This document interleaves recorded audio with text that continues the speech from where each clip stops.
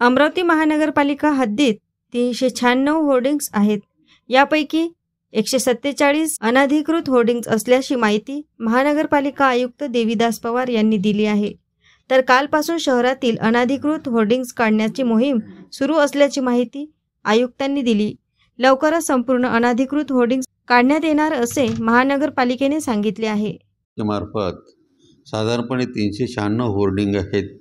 या 396 होर्डिंगपैकी 147 होल्डिंग हे अनधिकृत होल्डिंग आहेत आणि अनधिकृत होल्डिंग कारवाई करण्याची आम्ही सुरुवात केलेली आहे.